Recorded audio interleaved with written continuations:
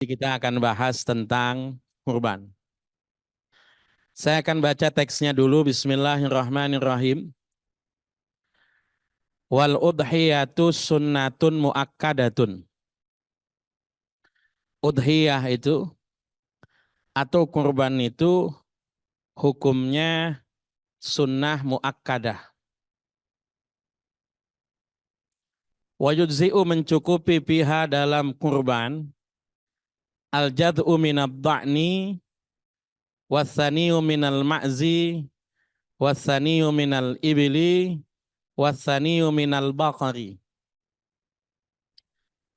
Cukup dalam kurban itu anak domba umur setahun, kambing umur 2 tahun, unta umur 2 tahun, sapi umur 2 tahun, ya. Meskipun nanti ada pendapat sempurnanya berapa tahun, tapi untuk kambing, sapi dan sapi, onta itu 2 tahun, kalau domba boleh kurang dari itu boleh, domba setahun boleh, nggak apa-apa. Wa tudzi'ul badanatu an sab'atin. Unta itu bisa mencukupi 7 orang. Wal baqaratu an sab'atin. Sapi juga untuk 7 orang. Wasyatu an wahidin. Kambing itu hanya bisa dipakai kurban milik 1 orang. Wa arba'un la tudzi'u fid dhahaya. Ada 4 hewan yang tidak dapat digunakan berkurban, tidak cukup dan tidak sah dipakai berkurban. 1 al-aura'ul bayinu auruha. Yang buta sebelah matanya yang jelas kebutaannya itu. Wal arja'ul bayinu arjuha. Yang kedua hewan yang pincang yang jelas pincangnya. Wal maridatul bayinu maraduha. Hewan sakit yang jelas-jelas sakitnya. Wal ajfa'ul lati dhahaba muhuha minal hazali. Dan hewan yang kurus, yang hilang sumsumnya saking kurusnya. Wa yujzi'ul khasi'u wal maksurul qarni. Dan sah kurbannya hewan yang dikebiri dan hewan yang patah tanduknya. Wala tujzi'ul maqtu'atul udhuni wadzanabi. Dan tidak mencukupi hewan yang terpotong telinganya dan yang terpotong buntutnya, ya. Jadi kita akan bahas tentang masalah kurban ini. 1, kurban itu hukumnya sunnah. Secara bahasa kurban itu artinya mendekatkan diri kepada Allah secara bahasa. Diambil dari kata-kata koruba. Koruba itu artinya dekat. Orang mendekatkan diri itu disebut sebagai taqarrub, mendekatkan diri pada Allah. Ibadah mendekatkan diri pada Allah disebutnya kurban. Cuma yang populer, kurban itu adalah ibadah penyembelihan hewan ternak pada hari raya Idul Adha dan hari-hari tasyrik. Jadi masa berkurban itu 4 hari. Tanggal 10, 11, 12, 13. Jadi kalau hari raya Idul Adhanya Senin, berarti Senin, Selasa, Rebo, Kemis. Kalau pengen murah, kurbannya hari Kemis. Tuh. Tukang hewan udah mau pulang baru tawar gitu. Ya, nggak apa-apa, nggak masalah. Masih sah dipakai untuk kurban meskipun afdol kurban di hari pertama. Saya di pesantren itu kalau kurban hari kedua. Alasannya sederhana, hari pertama santri itu masih kelebihan daging dibawain sama orang tuanya. Udah. Biarinlah orang tuanya datang bawain daging. Ya udah, jadi kurban itu di pesantren baru kurban hari kedua. Kurban itu 4 hari, mulai hari raya Idul Adha dan hari tasyrik tanggal 10, 11, 12, 13. Sebelum lebaran Idul Adha nggak dihitung kurban ya, nggak dihitung. Jangan ibu lebarannya Senin, beli kambing sengaja motong hari Ahad, hari Minggu supaya punya daging pas lebaran udah mateng. Itu bukan kurban namanya, bukan. Jadi kurban itu kalau dipotongnya sesudah penyelenggaraan sholat Idul Adha, itu kurban. Hukumnya kurban itu sunnah muakkadah. Sunnah muakkadah itu apa? Sunnah yang tidak pernah ditinggalkan oleh Nabi. Tidak pernah. Banyak sunnah muakkadah, banyak. Di antara salat-salat rawatib. Itu banyak yang sunnah muakkadah. Qobliyah subuh, qobliyah asar, ba'diyah isya, qobliyah zuhur, ba'diyah zuhur itu adalah sunnah muakkadah. Salat witir sunnah muakkadah, tidak pernah ditinggalkan sama Rasul. Lalu kemudian salat Idul Fitri, Idul Adha itu sunnah muakkadah, tidak pernah ditinggalkan oleh Rasul, meskipun ada dalam fikih Islam ulama yang mewajibkan kurban. Siapa yang mewajibkan kurban? Imam Abu Hanifah. Imam Abu Hanifah itu ada yang namanya fardu, ada yang namanya wajib. Apa itu fardu? Dikerjakan mendapat pahala, ditinggalkan mendapat dosa. Apa wajib? Dikerjakan dapat pahala, ditinggalkan dapat dosa. Sama, beda. Bedanya di mana? Bedanya di kekuatan dalil. Kalau fardu, dalilnya itu tidak diperdebatkan. Semua sepakat dalilnya itu fardu. Harus dikerjakan. Tapi kalau wajib, dalam pandangan Imam Abu Hanifah, wajib itu dalilnya tidak sekuat fardu, tapi ancamannya ada. Contoh, alhamdulillah nih ya, bapak-bapak, ibu-ibu madhabnya Syafi'i. Jadi akhirnya ketemu sholat witir, ketemunya setahun sekali. Bulan Ramadan, padahal witir itu sunnah tiap malam. Dalam madhab Imam Abu Hanifah, sholat witir itu wajib, yang sengaja-ngaja ninggal sholat witir dosa. Karena Nabi bilangnya malam yutir falaisa minna, yang enggak witir bukan golonganku, kata Nabi begitu. Kurban juga sama, karena ada ancamannya, kata Nabi, orang yang punya kelapangan rizki, kelebihan rizki, tapi enggak mau kurban, maka jangan datangi tempat sholat kami. Lebaran itu orang Islam kumpul, yang nggak mau kurban, nggak diizinkan sama Nabi mendekat, itu ngancam sekali. Maka dalam pandangan Imam Abu Hanifah, kurban itu wajib, dilakukan mendapat pahala, ditinggalkan berdosa, meskipun dalilnya masih diperdebatkan. Tapi wajib. Nah, karena wajib kurban, ya, menurut Imam Abu Hanifah, tapi kalau menurut Imam Syafi'i sunnah, suka ada tuh orang yang kemudian tanya-tanya, Ustadz, saya belum akekah, boleh nggak kurban? Giliran mau kurban, tanyanya itu. Tapi nanti giliran mau akekah, pertanyaannya dibalik, Ustadz, saya belum kurban, boleh nggak akekah? Jadi situ maunya kurban apa akekah, kan gitu. Kalau nggak mau bikin, nggak mau aja, begitu kan, sederhana. Kurban itu sunnah, akikah juga sunnah, sama. Cuma tanggung jawabnya beda. Kalau kurban, tanggung jawabnya diri pribadi masing-masing. Adanya pada saya mau kurban, uang-uang saya yang bertanggung jawab kalau kurban.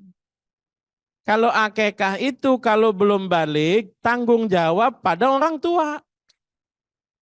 Saya lahir anak, bukan kemudian uang anak saya ambil buat akikah, bukan. Tanggung jawab ayahnya mengakikahi anaknya, tanggung jawab ayah itu. Ya. Tapi dua-dua hukumnya sunnah.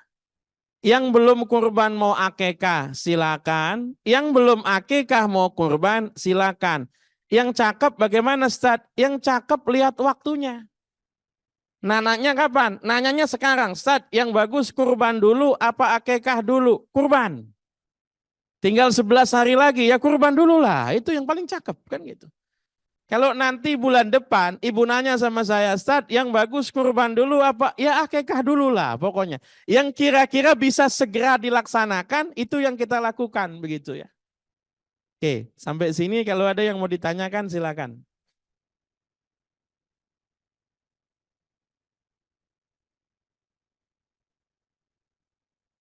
Silakan Pak Haji.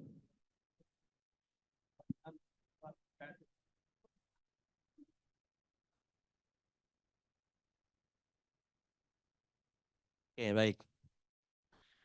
Hewan kurban itu apakah harus hewannya laki-laki atau hewannya perempuan? Kalau jenis kelaminnya bebas, Pak. Kalau utama, yang lebih baik yang mana? Yang lebih baik yang jantan. Jadi kurban yang baik itu adalah kurban hewan yang berkelamin jantan. Tapi seandainya kita beli yang betina, lalu kemudian apa namanya kita kurbankan, tetap sah, nggak masalah. Jadi betina boleh, jantan boleh, lebih diutamakan yang jantan, tapi yang betina tetap sah, nggak apa-apa ya. Mudah-mudahan bisa dipahami. Ya, sama-sama. Ada lagi yang mau tanya?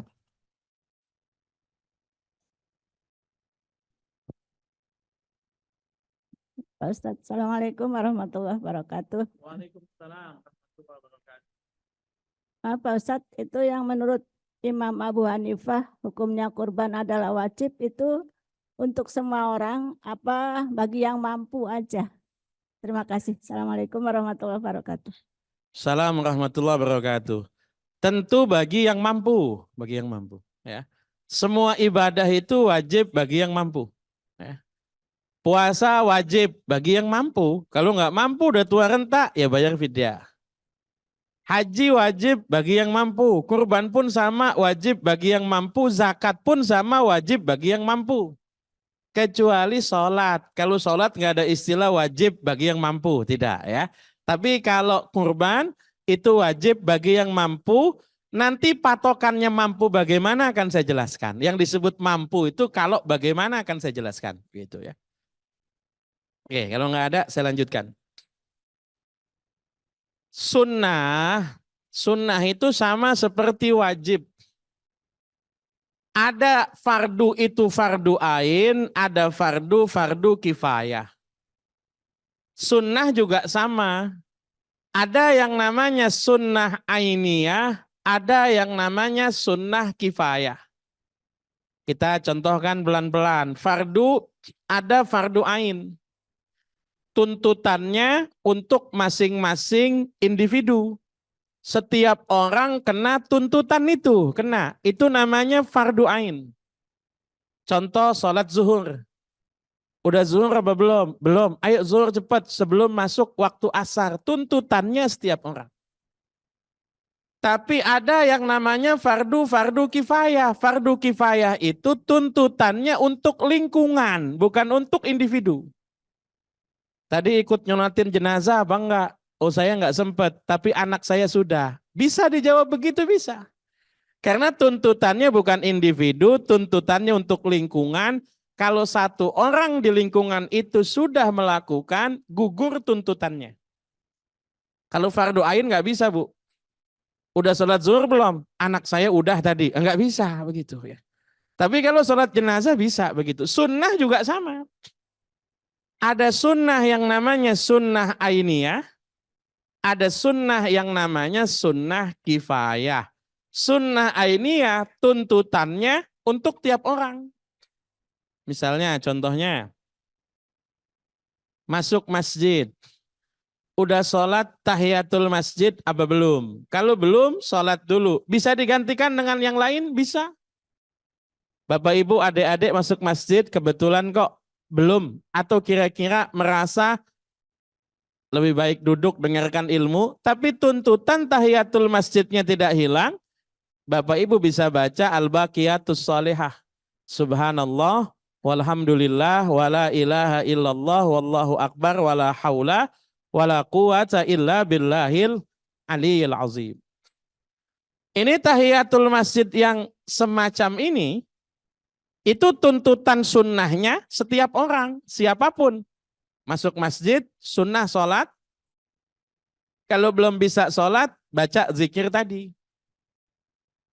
Tapi ada sunnah yang namanya sunnah kifayah. Sunnah kifayah. Perhatikan, kalau menjawab salam, itu fardu kifayah. Menjawab salam fardu kifayah. Tapi kalau mengucapkan salam itu sunnah kifayah. Contoh, ada orang yang masuk ke ruangan ini atau saya mulai pengajian, saya ucapkan salam. Assalamualaikum warahmatullahi wabarakatuh. Fardu kifayah, ibu bapak yang dengar jawab. Yang jawab kok cuma satu orang, ya cukup, nggak apa-apa. Pernah ada ustadz ngambek, Bu? Pernah ada. Jadi orang lagi, ya ibu-ibu kalau pengajian kan rame begitu kan. Rame. Lalu kemudian ada ustadz ceramah itu mengucapkan salam. Rupanya yang jawab nggak kompak. Ngambek, dia nggak lama pulang. Ketemu saya. Loh kok udah selesai pengajian Ustadz? Kesel saya. Udah jauh-jauh datang kok ngucapin salam sedikit yang jawab. Saya bilang niatnya bagaimana? Kalau niat nyampaikan ilmu cuekin aja. Cuek. Kita kan nyampaikan ilmunya Rasul. Sampaikan saja udah. Urusan orang mau nerima apa enggak ya urusan lain. Habis saya kesel datang jauh-jauh yang jawab salam cuma 5 orang. Saya bilang jangankan 5 orang, 1 orang saja gugur tuntutan. Gugur. Tapi jangan ibu praktekin ya. Jangan ntar kemis depan ujung-ujung cuma 1 orang yang jawab begitu. Saya bisa ngambek juga sama gitu kan. Jadi seandainya cuma 1 orang yang jawab salam itu cukup sudah. Cukup. Gugur tuntutan. Ngucapkan salam itu sunnah kifayah. Saya contohkan begini. Rombongan. Ibu-ibu 7 orang masuk ruangan sini. Itu seandainya 1 orang yang mengucapkan salam cukup sunnah kifayah. Kadang-kadang kan ada masuk masjid rame-rame 7 orang tiap 1 orang salam. Assalamualaikum, waalaikumsalam, assalamualaikum, waalaikumsalam. Enggak rapi-rapi ini, enggak selesai. 1 orang saja mengucapkan salam cukup, namanya apa? Namanya sunnah kifayah. Kurban itu sunnah kifayah. Maksudnya sunnah kifayah itu bagaimana? Maksudnya sunnah kifayah itu begini. Wa makna kauniha sunnatan kifayatan. Ma'a kauniha tusannu likulli minhum sukutut talabi bifi'lil ghairi la husulus sawabi liman lam yaf'al ka sholatil janazati. Maksudnya hukum berkurban sunnah kifayah, sedangkan kurban itu sunnah bagi tiap orang adalah gugurnya tuntutan kurban kalau salah satu anggota yang ada di rumah itu sudah melakukan kurban. Bukan berarti semuanya dapat pahala. Kalau tidak diniati nggak dapat pahala. Nggak dapat. Ini yang saya contohkan kemarin. Ada tuntutan kurban itu per 1 rumah 1 kurban. 1 rumah ya.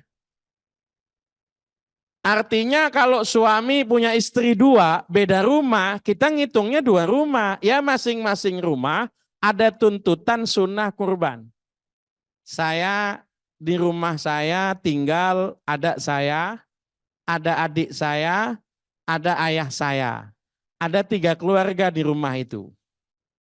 Tapi 1 rumah. Saya sudah kurban, maka tuntutan sunnah kurban itu gugur buat yang lain. Tapi kalau istri saya juga pengen kurban, ya nggak apa-apa, dia tetap dapat pahalanya. Jadi tolong pahami, 1 kurban per 1 rumah bukan pahalanya buat 1 rumah, tapi maksudnya tuntutan kurban per 1 rumah. Tapi kalau saya niatkan pahalanya boleh, ya diniatkan pahalanya boleh, tapi nanti tetap yang disebut kambing adalah milik 1 orang, begitu ya. Mudah-mudahan bisa dipahami. Kalau ada yang mau ditanyakan silakan.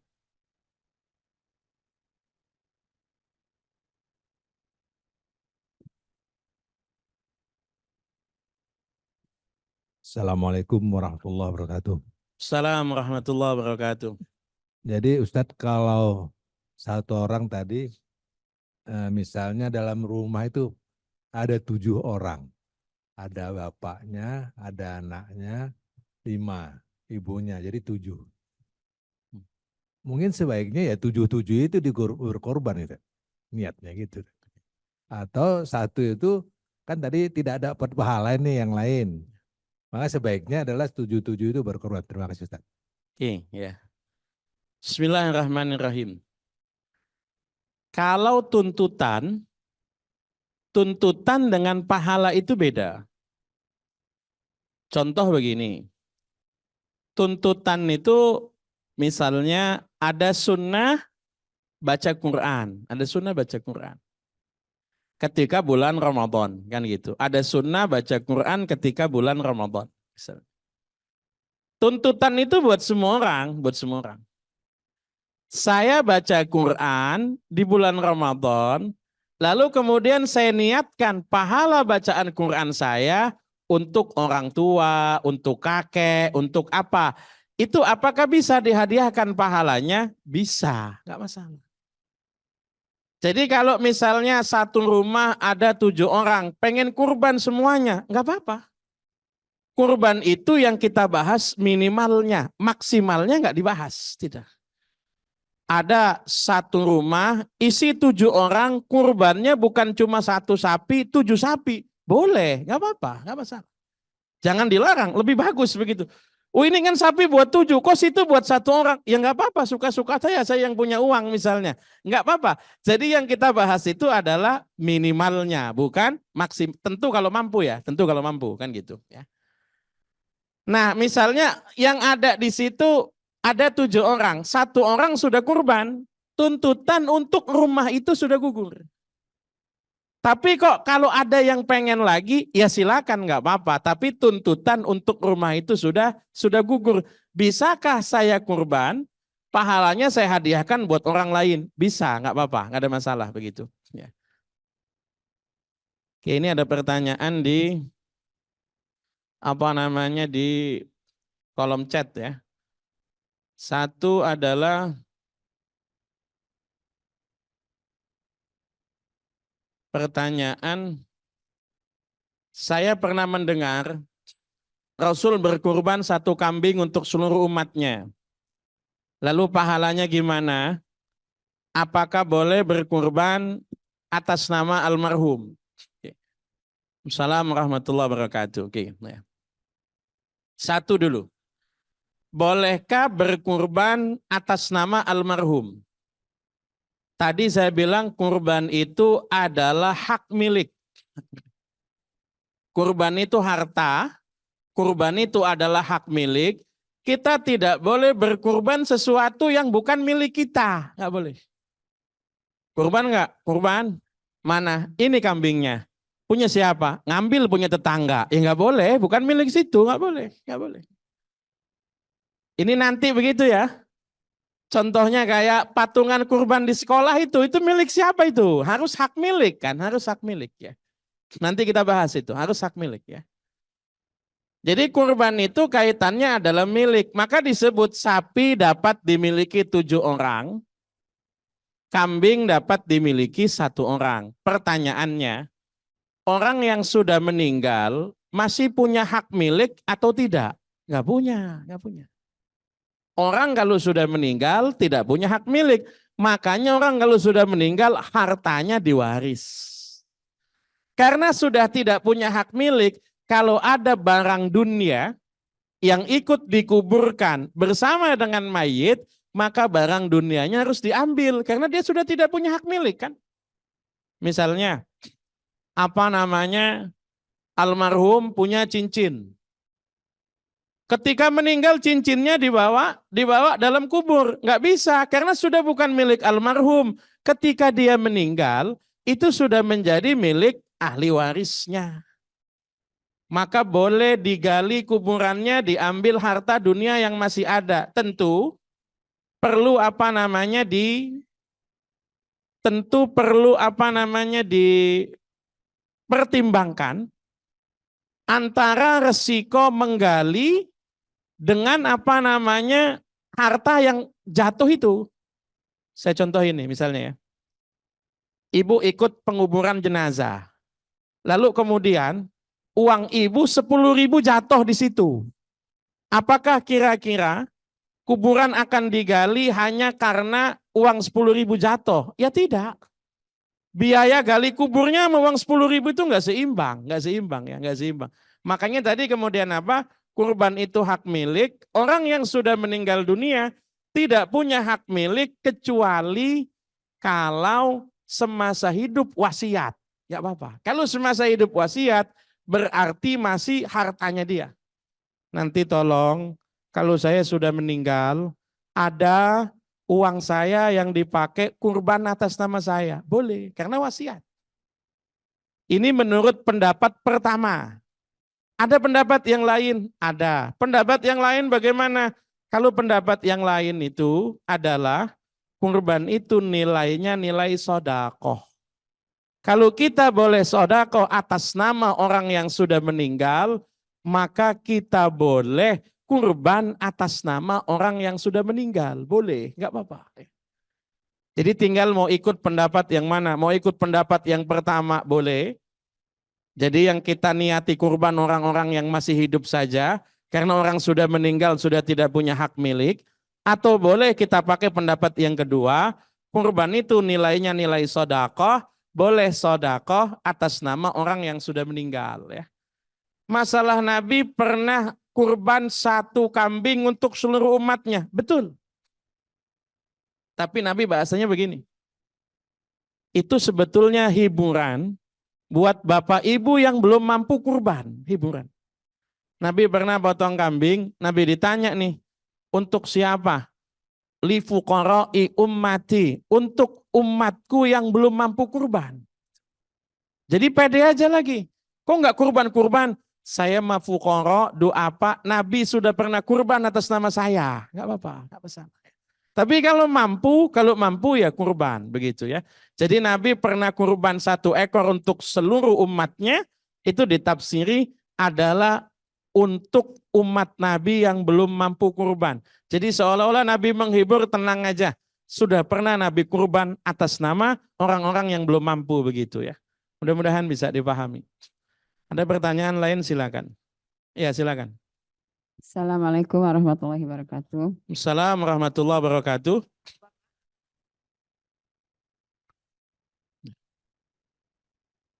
Buat Bapak deh. Assalamualaikum warahmatullahi wabarakatuh. Waalaikumsalam warahmatullahi wabarakatuh. Yang saya pertanyakan tadi Pak Ustadz menyampaikan bahwa jenazah yang dikuburkan tidak boleh membawa harta apapun juga. Nah, andai kata di dalam penguburan itu jenazah itu setelah dibungkus dengan kain kafan dibawakan juga kain ihram. Bagaimana nih hukumnya? Terima kasih. Assalamualaikum warahmatullahi wabarakatuh. Assalamualaikum warahmatullahi wabarakatuh. Kain ihram ya. Jadi patokannya begini. Orang itu kalau sudah meninggal, itu sudah tidak punya hak milik. Kalau dia punya baju, bajunya menjadi milik ahli warisnya. Dia punya kain ihram menjadi milik ahli warisnya. Tapi kalau dia sudah sempat wasiat dulu, maka kalau wasiat itu tidak menjadi milik ahli waris. Tolong kalau saya meninggal, kurbankan atas nama saya, ambil dari tinggalan itu, wasiat. Ya nggak apa-apa, nggak masalah. Karena waktu wasiat kan masih hidup, masih hartanya dia. Tolong nanti kalau saya meninggal, kain ihram ini kubur bersama dengan saya, ya silakan saja. Tapi kalau ditanya, Nabi tidak pernah mengubur kain ihram bersama dengan Nabi, nggak benar. Ya. Dan kira-kira sama saja, mau dikubur pakai kain ihram ataupun tidak, sama saja. Artinya tidak bikin malaikat sungkan mau nanya, begitu, enggak. Oh ini ada kain ihramnya nih Pak Haji ini. Oh jangan kita tanya. Enggak. Jadi mau dikubur dengan kain ihram ataupun tidak dengan kain ihram itu sama saja. Boleh dilakukan, boleh. Enggak apa-apa. Tapi juga bukan merupakan satu ibadah. Bukan ya. Mudah-mudahan bisa dipahami ya. Gimana? Tidak ada manfaatnya. Tidak ada. Ya. Sama saja. Mau pakai kain ihram, mau pakai kain biasa. Sama saja. Sama saja. Ya. Ini ada yang angkat tangan dari Pak Mahrizal dan Evi Yunita. Kalau ada yang mau ditanyakan silakan. Yang mana dulu? Kalau tidak ada yang lain dulu silakan. Assalamualaikum Pak Ustadz. Assalamualaikum. Halo. Tes. dari luar.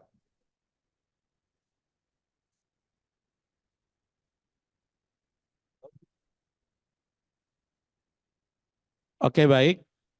Kalau yang sudah terlanjur pernah kurban atas nama orang tua yang sudah meninggal, nggak apa-apa.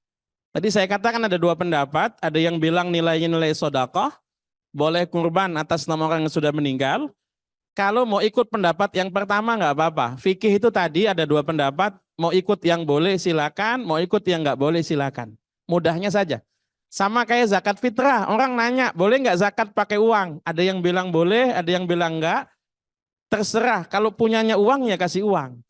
Kadang-kadang mau ngasihnya beras tapi nanyanya boleh nggak zakat pakai uang. Lah situ mau ngasihnya beras, beras saja, sudah gitu. Jadi aman begitu ya. Oke. Ada pertanyaan yang lain? Assalamualaikum Ustaz. Assalamualaikum Ibu warahmatullahi. di samping saya mau nanya tapi nggak mau. Pertanyaan yang pertama, apakah bisa orang tuanya sudah meninggal anaknya menghajikan? Nah, yang kedua tadi berkurban udah dijawab ya. Sudah tiap tahun dikurbankan. Tadi kalau jawaban kedua kan masih bisa ya Ustaz ya. Tapi itu kadang-kadang kan orang bertanya itu pendapat siapa ya Ibu? Itu pendapat siapa tadi yang boleh berkurban orang yang sudah meninggal? Baik ya. Yang pertama dan kedua itu pendapat siapa kalau boleh tahu? Oke. Terima kasih. Kalau haji atas nama orang yang sudah meninggal boleh karena ada hadisnya. Ada hadisnya. Pernah ada perempuan datang ke hadapan Rasul lalu kemudian nanya, ibu saya pernah nazar akan haji tapi sudah meninggal sebelum menunaikan nazarnya. Apakah saya akan menghajikan ibu saya? Rasul jawab sederhana, apakah kalau ibumu punya hutang kau akan bayar? Maka kemudian orang itu bilang, kalau ibu saya punya hutang saya akan bayar. Rasul jawab, hutang pada Allah lebih berhak untuk dibayar. Jadi kalau selama hidup almarhum memang mampu, mestinya sudah wajib haji, tapi belum dapat kesempatan berhaji, maka dibadalkan hajinya boleh. Karena tadi patokannya, hutang pada Allah lebih berhak untuk dibayar sama. Kalau kurban boleh atas nama orang yang sudah meninggal, itu pendapatnya Ibnu Atiyah yang mengatakan kurban itu nilainya nilai sodakoh. Ya, nilai sodakoh itu artinya bagaimana? Sodakoh atas nama orang yang sudah meninggal boleh, karena sodakoh boleh maka kurban juga boleh ya. Mudah-mudahan bisa dipahami. Ya. Maaf Ustaz, Ibnu apa tadi Ustaz? Ibnu Atiyah. Atiyah. Atiyah. Atiyah itu salah satu ulama.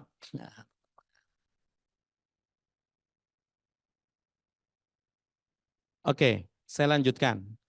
Ada pertanyaan di sini, bagaimana hukum arisan kurban? Ya. Kita akan bahas dari hadisnya dulu. Hadisnya bilang bagaimana mangkana lahu sa'atun walam yudhahi fala yakrobana musallana hadza. Barang siapa yang punya keluasan rezeki, tapi nggak mau kurban, maka jangan pernah dekati tempat salat kami. Ini tadi yang saya bilang dijadikan patokan oleh Imam Abu Hanifah kalau kurban itu wajib. Nabi ngancem, kurban apa enggak? Enggak, udah jangan deket-deket saya deh, gitu kan gitu. Itu kan berarti Nabi ngancem tuh enggak mungkin untuk yang sunnah. Nabi ngancem tuh untuk yang wajib. Dalam pandangan Imam Abu Hanifah semacam itu. Tapi kalau dalam pandangan Imam Syafi'i tetap sunnah. Karena patokannya, bahasa hadis Nabi yang lain, Nabi bilangnya begini. Idza dakhalal asyru min dzilhijjah wa arada ahadukum ayyudhiya fala yamassa min sya'rihi wala basyarihi syai'an hatta yudhiya. Kalau sudah masuk 10 hari pertama bulan Zulhijjah, lalu kalian ingin kurban. Bahasa Nabi aroda. Ingin kurban, kalau wajib nggak usah pakai bahasa ingin dong, kan wajib semuanya pasti. Ketika Nabi pakai kata-kata ingin kurban, maka di situ seolah-olah itu sunnah. Maka nanti kalau yang sudah niat kurban, mulai tanggal 1 berarti mulai malam Sabtu ya. Mulai malam Sabtu sampai hewannya dipotong, jangan potong rambut dan kulit. Rambut kulit siapa? Ya orangnya, bukan hewannya, bukan ya. Rambut kulit orang yang akan kurban itu jangan dipotong, sunnah saja, tidak wajib. Jadi seandainya kok motong kulit, motong rambut ya makruh, bukan haram. Nah, standarnya mampu itu apa? Standarnya mampu, punya kelebihan harta itu adalah wajib zakat. Orang kalau wajib zakat di tahun itu, berarti sunnah kurban di tahun itu. Sunnah kurban. Itu standarnya mampu. Zakat itu patongannya apa? Zakat itu patokannya sederhana, kalau bapak ibu punya uang tidak terpakai, keluarganya juga tidak enggak, yang nama kurban saja. Kalau yang mau berkurban hanya ibu, suaminya boleh potong rambut, potong kuku. Jangan ibunya yang mau kurban, suaminya ikut dilarang-larang juga. Pak, jangan potong, enggak itu. Hanya untuk yang niat kurban itu saja ya. Kalau keluarganya tidak. Ya.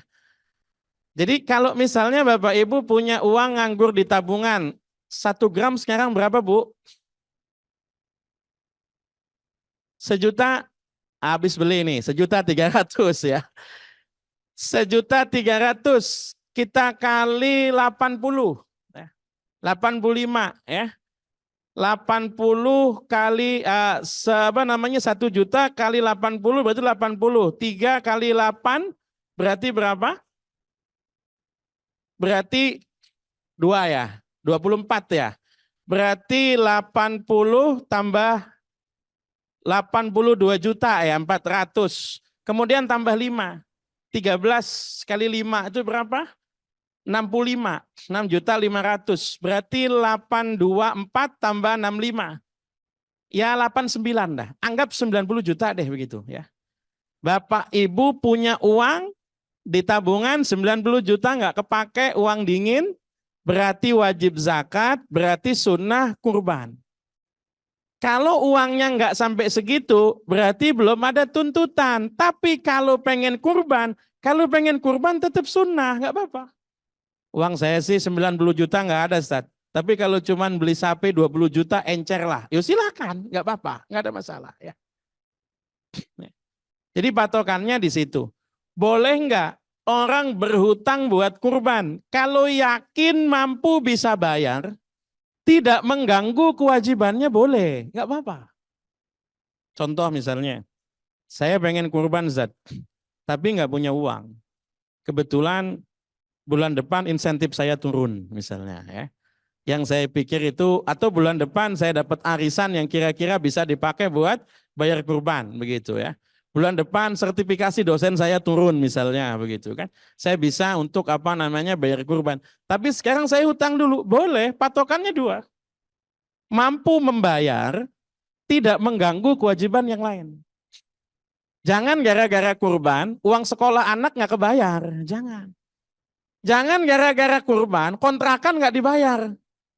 Ayo bayar dulu kontrakan. Kan kamu kemarin saya kasih uang kurban saya, itu uang kontrakan saya pakai kurban itu. Wah itu nggak boleh kalau itu. Jadi patokannya, uang hutang itu bisa kita pakai buat berkurban, asal tadi mampu membayar, tidak mengganggu kewajiban yang lain. Arisan itu hukumnya bagaimana? Arisan itu hukumnya cuma 2. Kalau ibu dapat arisan terakhir, berarti statusnya tabungan, kan gitu. Saya nabung lama, kemudian paling akhir saya dapat, ya udah statusnya tabungan. Kalau ibu dapat duluan, statusnya hutang, gitu aja, dapat duluan kan, karena masih wajib melunasi. Jadi arisan itu tinggal kita hitung, dapatnya kapan? Saya paling akhir udah nggak ada kewajiban lagi, ya tabungan, nggak apa-apa, mampu dia. Saya dapatnya duluan, berarti hutang. Kira-kira bisa bayar apa enggak? Kira-kira bisa bayar, Ustaz, aman. Karena kan kita nyicilnya ini banyak anggota arisan. Ya silakan, patokannya di situ. Kalau saya sederhana kok Bu. Kalau ibu mau jalan-jalan berani hutang, kenapa kurban enggak berani hutang? Gitu kan. Ustaz, kurban kan sunnah, Ustaz. Enggak boleh memaksakan diri buat kurban. Betul, salah. Tapi masalahnya kemarin, ibu jalan-jalan ke villa itu ngapain? Ya healing lah, Ustaz, healing. Oke. Duitnya dari mana? Ya itu ngumpul-ngumpulin. Untuk healing aja berani ngumpulin, masa buat kurban nggak berani ngumpulin kan gitu. Tapi sekali lagi tidak wajib. Nggak boleh kalau sampai mengganggu kewajiban yang lain, begitu ya. Mudah-mudahan bisa dipahami. Kalau masih ada yang mau bertanya silakan. Ya, silakan Bu Haji. Assalamualaikum warahmatullahi wabarakatuh. Waalaikumsalam warahmatullahi wabarakatuh. Pertanyaan saya yang pertama, apa sih sistem pembagian daging kurban? Ada yang berpendapat nggak apa-apa sedikit-sedikit yang penting rata. Ya, tapi ada yang berpendapat ya kalau cuma sedikit ya cuma katanya cuma dibakar doang. Satu rumah tidak bisa menikmati, jadi lebih baik dibagi agak banyakan, misalnya satu orang 1 kilo. Menurut pendapat Ustadz seperti apa, itu yang pertama. Yang kedua, apabila orang itu mampu, lebih baik kita korban misalnya sapi yang harga 30 jutaan atau kita beli sapi limusin yang harganya 90 juta. Mungkin itu Ustadz. Makasih. Assalamualaikum warahmatullahi wabarakatuh. Assalamualaikum warahmatullahi wabarakatuh. Bismillahirrahmanirrahim. Distribusi daging hewan kurban kan gitu. Itu sama seperti zakat, patokannya sama. Apakah lebih baik ngasih agak banyakan tapi jumlah sebarannya terbatas, ataukah ngasih dikit-dikit tapi semuanya kebagian? Patokannya satu, layak konsumsi, layak konsumsi. Jangan sampai ngasih daging setengah ons gitu kan ya. Layak konsumsi. Artinya kalau masih layak dikonsumsi berarti boleh. Soal masalah bagi banyak tapi sebarannya tidak begitu merata atau sedikit tapi merata, kalau pendapat saya pribadi kita larikan kepada jumlah hewannya. Di RT ini yang kurban berapa orang? Oh, di RT ini yang kurban banyak. Ada masjid itu yang luar biasa. Ada masjid binaan saya juga ngajar di situ. Yang kurban kemarin saya tanya sudah 35 ekor sapi. Sudah 35 ekor sapi. Sudah patungan sapi yang ke-36 ada. Jadi memang semangat kurbannya jalan karena dibikin tabungan. Jadi setiap ngaji itu nabung nanti sisanya berapa itu kemudian ada yang model begitu ada. Kalau model yang semacam itu, yang ngasih yang layak, sebarannya masih merata. Tapi kalau cuma satu RW, penduduknya padat, duapaknya banyak, sapi cuma satu. Nah ini kita jangan kemudian ngasih pokoknya layak konsumsi. Jadi patokannya sederhana. Apakah di lingkungan jumlah yang kurban banyak atau sedikit? Kalau jumlah yang kurbannya banyak, kita bagi agak lebihan dikit, nggak apa-apa, nggak masalah. Karena toh wilayah lain juga ada yang distribusi, ada. Tapi kalau misalnya di lingkungan jumlah yang kurban memang sedikit, itu ya kalau bisa didistribusikan sebanyak mungkin merata, kita ambil dari hadisnya Nabi. Nabi itu pernah punya hadis begini, kata Nabi. Siapa yang pegang daging hewan kurban, olah sekarang juga jangan disimpan. Kalau dia mampu ngolahnya, dia masak sekarang. Kalau dia nggak mampu masak sekarang, kasih pada orang lain. Setelah kemudian dimasak, makan. Jangan disimpan. Kalau mampu dihabiskan, habiskan. Kalau sesudah masak, nggak mampu habiskan, berbagi. Di tahun itu tidak boleh nyimpen stok daging hewan kurban. Tidak boleh. Sebab kadang-kadang ada ibu-ibu yang dapat paketan kurban banyak, sampai bulan Maulid itu freezernya masih daging banyak itu ya. Ada ya. Masih daging. Jadi dimasak dulu. Nabi tidak mengizinkan stok itu nggak mengizinkan, bagi habis. Tapi di tahun depannya Sayyidina Ali itu nanya sama Nabi. Nabi, ini ada daging hewan kurban kita bagikan semua atau gimana? Apa jawabannya Nabi? Sisakan li, bikin deng-deng. Kalau bikin deng-deng berarti bukan dimakan sekarang. Kalau bikin deng-deng berarti kira-kira dimakannya masih lama. Berarti nyetok daging hewan kurban. Ternyata kita lihat di tahun pertama itu jumlah yang berkurban sedikit.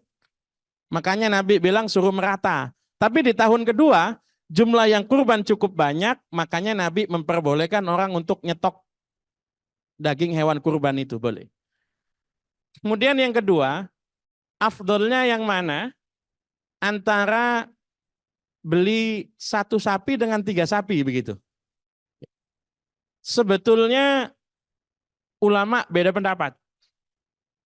Ada yang bilang intinya kurban itu adalah di pemotongan hewannya, di pemotongan hewan. Kalau intinya di pemotongan hewan, berarti misalnya uang 90 juta kita beliin 3 sapi yang kemudian apa namanya masing-masing harga 30. Karena hitungannya 3 hewan. Karena syiarnya itu di pemotongan hewan. Syiarnya di pemotongan hewan. Karena sama saja. Sapi misalnya 30 juta dengan sapi 90 juta tetap hanya hak milik 7 orang. Nggak ada ceritanya sapi saya mah 90 jadi patungannya 21 orang. Nggak bisa. Tetap 1 ekor sapi hak miliknya 7 orang. Jadi kemudian kalau kita lihat kepada syiar maka lebih baik 3 ekor sapi. Ada yang mandangnya begitu. Tapi ada yang mandangnya pada distribusi. Ada. Kalau yang mandangnya pada distribusi intinya syiar kurban itu bukan sebanyak apapun darah yang ditumpahkan, bukan. Tapi seberapa banyak kita bisa berbagi, kan di situ. Kalau seberapa banyak kita bisa berbagi, maka ya kita pilih mana yang lebih besar dan kemudian kira-kira bisa dibagi lebih banyak orang. Kalau saya nggak condong pada 2 itu terserah mau ikut 1 sapi limosin nggak apa-apa, 3 ekor sapi nggak apa-apa, yang penting kurban gitu ya. Mudah-mudahan bisa dipahami. Ya silakan Bu Haji.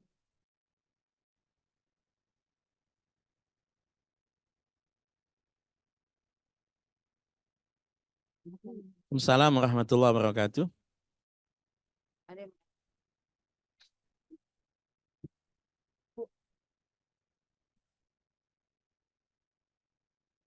Assalamualaikum warahmatullahi wabarakatuh. Waalaikumsalam warahmatullahi wabarakatuh. Pak Ustadz nanya, Pak Ustadz. Kalau kita berkorban yaitu di tempat atau di panitia di masjid kita ini, mana yang lebih bagus ya? Karena di daerah juga menawarkan juga, ayo ikut kita kurban di kampung gitu Pak Ustadz. Tapi kan kalau kita tahu penjelasannya kita lebih bagus di tempat kita hadir gitu Pak Ustadz ya. Jadi sebaiknya bagaimana ini Pak Ustadz? Pertama, yang kedua Pak Ustadz, untuk beli korban itu sapi Pak Ustadz, itu dipakailah uang jemaah Pak Ustadz, pinjam, ya dipinjam oleh panitia. Kita nggak tahu apa pribadi apa pengurus ya, yang tahunya dia minjam uang itu bukan sedikit ya, untuk berapa ekor sapi Pak Ustadz. Terus tidak dibayar keseluruhannya Pak Ustadz, cuma dibayar mungkin 30% lah, uangnya hampir 100 ya, 80 juta gitu Pak Ustadz. Apa kita relakan, ikhlaskan, tapi tetap ingat Pak Ustadz. Ya bagaimana Pak Ustadz? Assalamualaikum warahmatullahi wabarakatuh. Saya jawab yang nomor 2 ya. Akadnya hutang ya. Akadnya hutang. Gimana?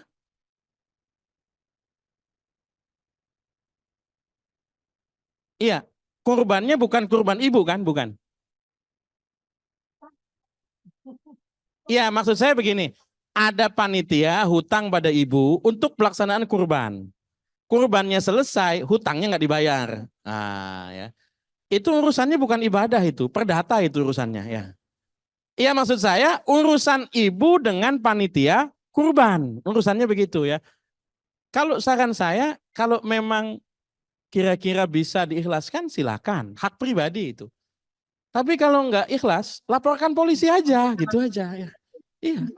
Kalau urusannya itu kan sifatnya sebetulnya hutang piutang, kan gitu. Jadi kita nggak peduli tuh mau dia buat haji ke, mau dia buat kurban ke, mau dia buat apa, status hutang itu wajib dibayar kan gitu. Kayak saya contohkan tadi sebetulnya kan. Ada orang kurban, Kemudian habis kurban, dia nggak bayar kontrakan. Alasannya, saya kan habis kurban. Loh apa hubungannya? Begitu kan.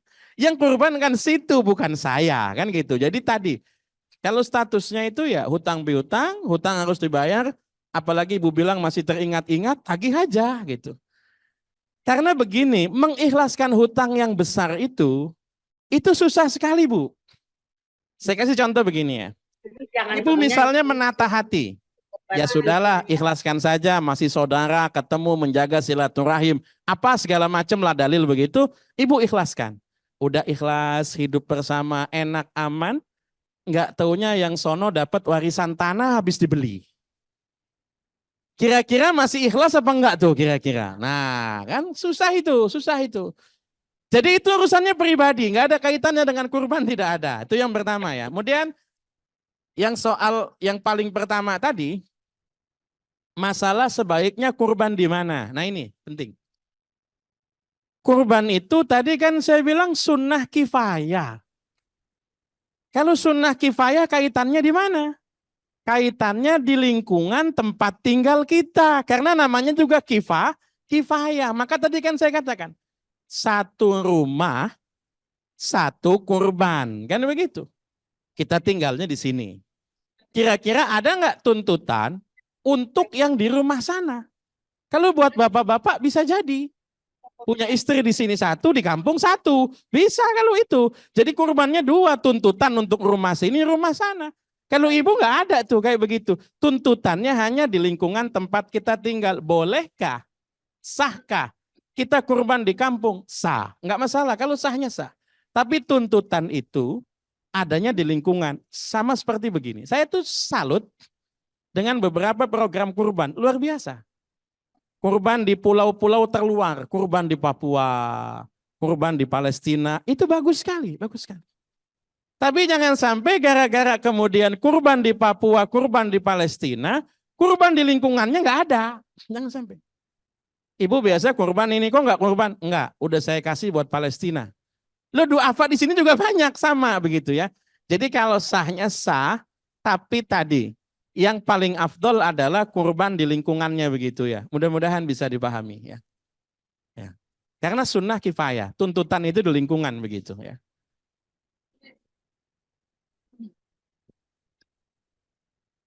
Tidak harus kita yang kurban, tapi di lingkungan kita sudah ada yang kurban. Misalnya nih, satu RW sini, kurban sapi 7, udah banyak lah itu. Saya punya kelebihan rezeki, saya kurban di Palestina, ya nggak apa-apa. Karena meskipun saya nggak kurban di sini, sudah ada orang yang kurban di sini. Tapi kemudian, ini nggak ada yang kurban sama sekali, enggak. 15 sapi kita ekspor Palestina semua. Begitu. Loh, orang sini juga sama kan, doanya banyak begitu ya. Mudah-mudahan bisa dipahami ya. Oke, saya lanjutkan. Ini masalah syarat usia hewan layak kurban. Jadi yang pertama kurban itu adalah harus hewan ternak ya, hewan ternak. Hewan ternak itu berarti yang berkaki 4, itu kurbannya kambing, domba, sapi, kerbau, onta. Banteng gimana? Banteng itu sapi, masuknya ke sapi, nggak ada masalah, sah. Kalau kuda tidak sah karena kuda tidak diternak. Ya. Kuda penangkaran ya, kuda tidak diternak. Di masa Rasul kuda tidak diternak. Kijang juga sama. Di masa Rasul tidak diternak. Tidak. Kalau halalnya halal. Tapi bukan bahimatul an'am. Bukan. Orang kadang-kadang nanya, boleh nggak kurban ayam, bebek, itik, angsa, ya, walali, wasobi ajmain itu. Ya. Itu memang pernah kejadian. Ada 2 hadis. Satu hadisnya Bilal bin Rabah. Yang kedua, hadisnya Abdullah bin Abbas. Jadi begini, Bilal ditanya. Bilal itu kan mantan budak. Karena mantan budak, ya kondisi keuangannya bukan orang yang mampu. Dia ditanya, besok kurban apa? Kata Bilal, saya mah nggak peduli lah, besok kurban telur juga nggak apa-apa. Begitu ya. Bahasa dia kurban telur nggak apa-apa. Itu yang dimaksudkan Bilal itu artinya begini. Orang yang tidak mampu memang tidak ada tuntutan, tidak ada. Tapi kalau dia mau berbagi, silakan, nggak masalah. Yang kedua, ada hadisnya Abdullah bin Abbas. Abdullah bin Abbas itu sempat tinggal di Taif. Orang Taif itu memang senang miara unggas, senang miara unggas. Ada orang tanya pada beliau, wahai Abdullah bin Abbas, kalau besok hari raya kurban, saya tidak punya uang yang cukup untuk membeli kambing atau menyembelih kambing. Apakah saya wajib kurban? Tidak wajib, tidak wajib. Kalau besok, karena saya tidak mampu, lalu kemudian besok saya potong ayam boleh? Boleh. Saya bagi-bagi daging untuk tetangga boleh? Boleh. Maka besok itu yang lain potong kambing, dia potong ayam. Dibagi-bagi dagingnya, tetangganya kaget, bagi-bagi apa ini? Bagi-bagi daging ayam. Loh kok ayam bukan kambing? Suka-suka saya yang potong. Lah kok boleh? Saya tanya Ibnu Abbas boleh. Maka orang datang pada Ibnu Abbas. Betulkah boleh kurban ayam? Kata Ibnu Abbas tidak boleh. Lah orang ini katanya kemarin tanya sama kamu. Loh iya, dia nanya, boleh nggak saya besok potong ayam? Ya boleh lah, masa nggak boleh? Ayam-ayam dia kenapa saya ngelarang gitu kan? Boleh nggak saya besok potong ayam? Boleh. Boleh nggak ayamnya saya bagi-bagikan? Ya boleh, nggak apa-apa. Tapi kalau dianggap sebagai kurban tidak boleh ya, tidak boleh. Oke. Usia layak hewan kurban ya. Kalau kambing idealnya 2 tahun, kambing 2 tahun. Sapi idealnya juga 2 tahun. Onta 2 tahun boleh, tapi idealnya 5-6 tahun. Nggak kita bahas karena nggak ada juga kan yang kurban unta nggak ada ya. Jadi kambing, sapi, dan domba. Cuma menurut sebagian pendapat ulama ada batas minimalnya. Kambing masuk 1 naik 2 tahun sudah boleh, nggak apa-apa. Domba menjelang 1 tahun sudah boleh. Menurut sebagian ulama boleh. Meskipun idealnya domba itu sudah 1 tahun. Kambing sudah 2 tahun. Ya. Jangan sampai kambing-kambing Bali Bull bawah 5 bulan itu dikurbankan. Pernah ada Bu? Ada, mohon maaf begitu tokoh datang ke rumah saya ngasih kambing. Kambingnya kecil. Ya kambing-kambing yang enak buat disate itu kambing muda, Bali Bull. Ya kan, gitu. Idul Adha orangnya telepon saya. Gimana Ustaz? Udah dipotong belum kambingnya? Belum Pak. Besok ya? Wah saya nggak tahu ini. Besok telepon lagi. Sampai 4 hari telepon. Marah-marah dia. Kok belum dipotong-potong? Tenang Pak, saya potong. Kapan? Tahun depan saya bilang. Tahun depan. Kok bisa gitu? Saya tunjukin video call. Ini loh kambingnya Pak, ini kambingnya. Ini layak potong nggak? Rupa-rupanya dia ngasih uang pada stafnya. Sama stafnya dibeliin kambing, itu yang dibawa. Saya dititipin ya saya terima saja, dititipin kok begitu kan. Tapi kalau untuk motong, ya enggak lah saya bilang. Ini belum usia layak kurban, belum. Jadi kalau domba belum setahun nggak apa-apa, ya mendekati setahun lah. Kalau sapi masuk umur 2 tahun, kambing itu umur 1 naik 2 tahun boleh, nggak apa-apa ya. Apa saja hewan yang boleh dikurbankan, mana yang tidak boleh dikurbankan, mana?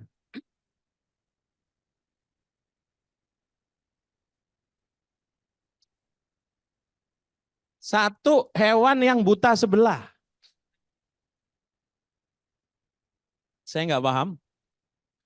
Idealnya, pengelola pasar kurban, idealnya itu ya satu koordinasi dengan dinas kesehatan, ideal.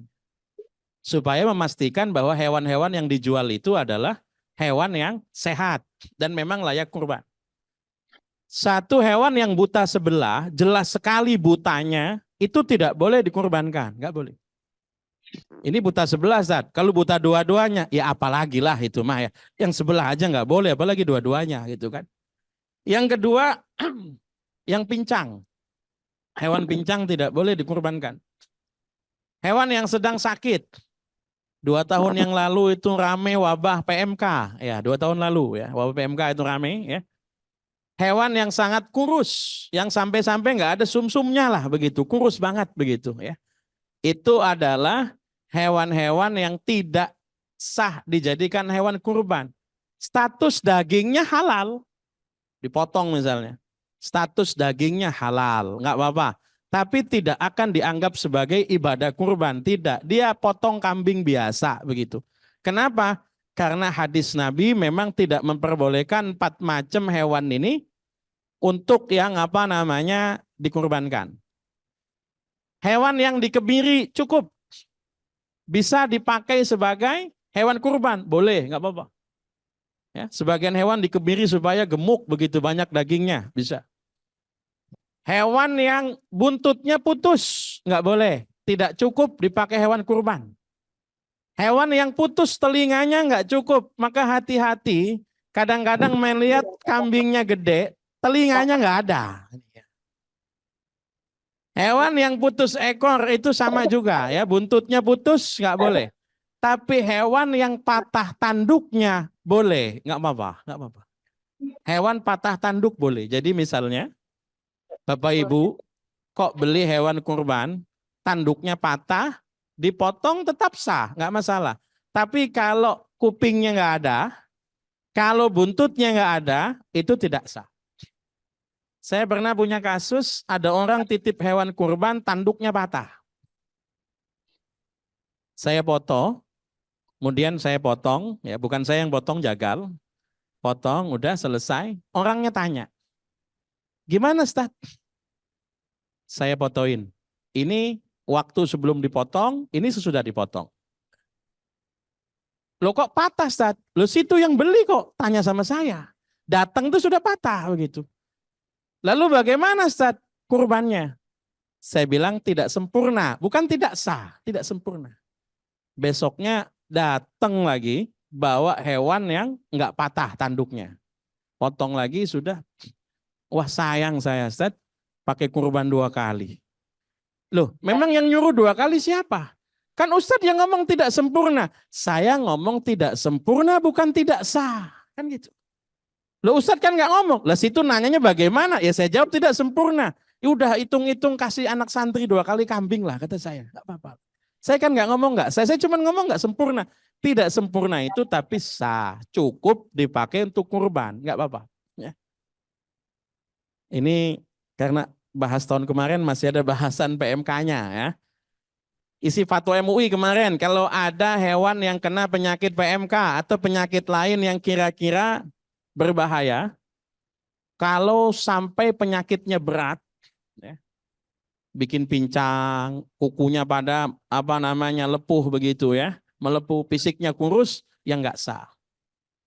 Kalau sakitnya ringan tuh yang kalau kira-kira sembuh sebelum pelaksanaan kurban, maka sah.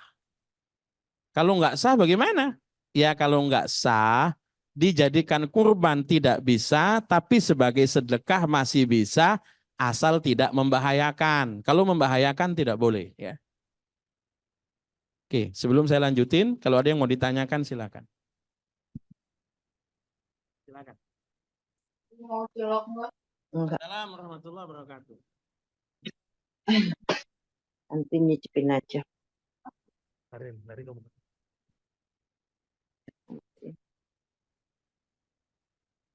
Nia, kamu bisa Enggak, itu kita bagi semua untuk lain agama. transfer. Yang kedua tadi, aduh lupa saya nih. 100.000. Kurban. Ya nanti tunda ini lupa. Tadi saya udah catat tadi lupa lagi nih. Nah, yang tadi Pak, untuk khusus ini panitia. Panitia akan mendapatkan daging atau dibayar. Nah, kadang-kadang dibayar atau kepala daripada sapi misalnya sama kulitnya dijual sama panitia. Nah, ini bagaimana hukumnya menurut Pak Ustadz? Sekian, terima kasih. Assalamualaikum warahmatullahi wabarakatuh. Assalamualaikum warahmatullahi wabarakatuh. Yang pertama tadi, bolehkah kita membagi daging hewan kurban kepada non-muslim ya, kalau nggak salah tadi ya. Kurban itu nilainya ketika dibagi dia punya nilai sedekah, nilai sedekah. Bolehkah kita mensedekahkan harta kepada non-muslim? Boleh, nggak apa-apa. Justru kalau non-muslim itu tetangga kita berikan, nggak apa-apa. Yang penting jangan sampai non-muslimnya dapat, yang muslim malah nggak dapat. Kan patokannya di situ ya. Jangan juga nih kita kurban, malam-malam enak, bakar daging, nyate segala macam. Orang itu ya dagingnya enggak, satenya enggak, tusukannya enggak, asapnya doang gitu kan yang dapat ya. Itu malah tidak menjaga hak-hak bertetangga, kan gitu. Kita bagikan boleh, enggak apa-apa. Tapi tadi, kira-kira duafa mustahik yang sekitar lingkungan kita yang muslim sudah dapat semua. Enggak apa-apa, kita bagikan kepada non-muslim karena nilai sodakoh kepada non-muslim juga boleh, enggak apa-apa. Tapi kalau pertanyaan soal panitia, ini saya akhirkan dulu karena nanti ada pembahasannya ya. Oke. Ada pertanyaan yang lain?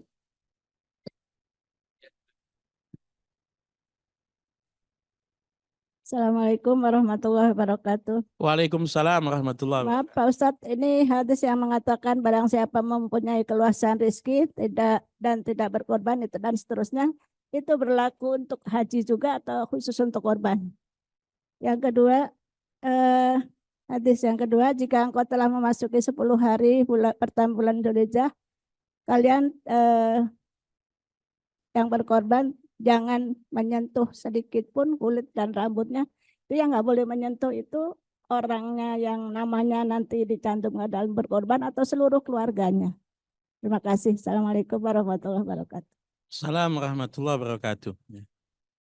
Yang hadis soal ini hadis kurban. Yang pertama kan hadis masalah yang punya kelapangan rizki, nggak mau kurban jangan dekati tempat sholat kami. Ini kaitan dengan kurban, nggak ada kaitan dengan haji, nggak ada.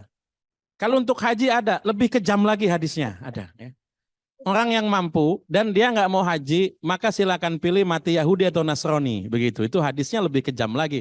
Tentu kata-kata mampu di sini bukan sekedar finansial, bukan. Karena haji itu kan fisik. Mampu finansial, ya fisik, ya sehat, ya sesuai dengan regulasinya. Orang-orang yang belum dapat visa, meskipun punya uang banyak, tidak wajib haji furoda. Tidak. Banyak sekali kasus dapatnya bukan furoda, malah visa ziarah dipulangin lagi itu ya. Berapa orang kemarin itu kan, dipulangin lagi kan.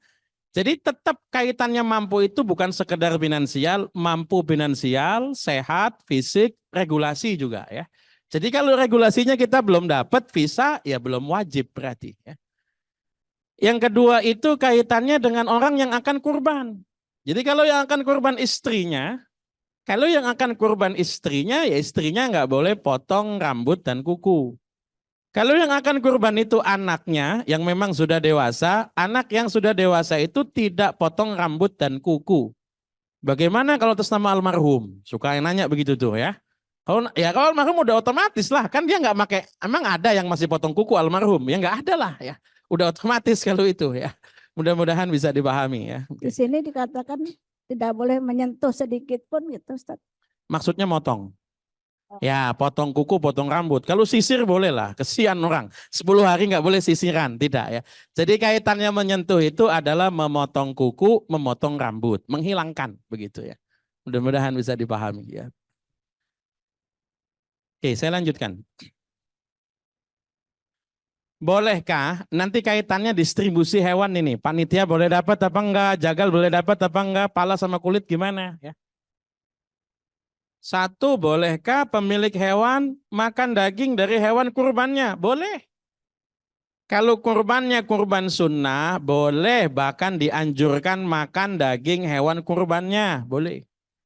Karena perintahnya ada perintah makan. Fakulu minha, maka makanlah dari hewan kurban itu. Wa at'imu, dan berikanlah untuk orang yang fakir miskin. Jadi perintahnya memang ada perintah makan, ada perintah membagi. Jadi kalau kurbannya kurban sunnah, sunnah makan. Tapi kalau kurbannya kurban nazar, maka haram dia makan. Nggak boleh. Kurban nazar itu, kalau Bapak Ibu punya nazar komitmen untuk kurban. Wah saya sakit nggak sembuh-sembuh nih. Kalau Allah kasih sembuh, saya nazar akan potong hewan kurban. Nazar tuh. Oh saya punya tanah nggak laku-laku nih. Pokoknya kalau tanahnya laku, saya nazar akan kurban sapi misalnya. Ya berarti nazar itu, nazar. Tapi kalau ada orang beli kambing atau mau ke pasar ditanya, itu bukan nazar. Ada semacam kadang-kadang contoh yang salah. Mau kemana Bu?